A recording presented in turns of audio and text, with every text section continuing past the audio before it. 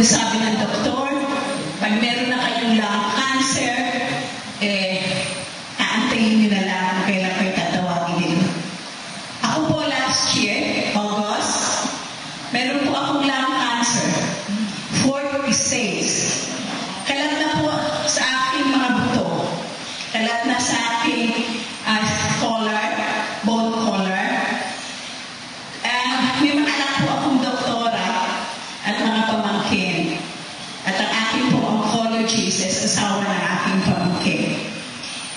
Ang tinanong ko sa kanila, gano'n na ako tatagal? Sabi mo ng anak ko, 2 months, 4 months, 6 months. Sabi po nila. Nagpunta po ako rito, nanalangin. Noong una po, inip ako. Gusto ko po na kay sister, but inaano ko yung time.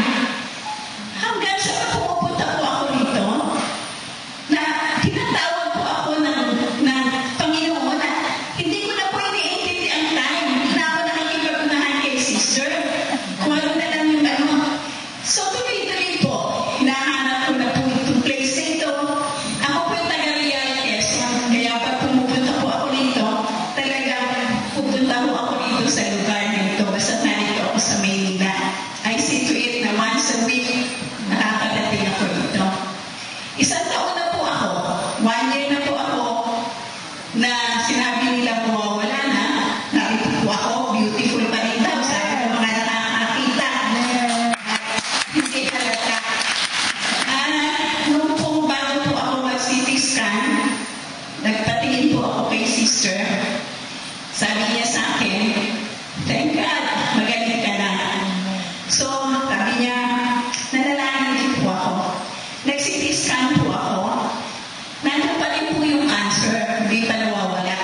Pero I pray, Lord, sinabi mo kay Sister Glo, magaling na ako. Kaya dahil ko yung araw na magaling na ako. At alam ko magaling na ako. Ang cancer ko natin na siya. Pero I can do everything. Nakakapunta po ako maring saan. Kaya alam ko na pinagaling na po ako ng Panginoon. Salamat po.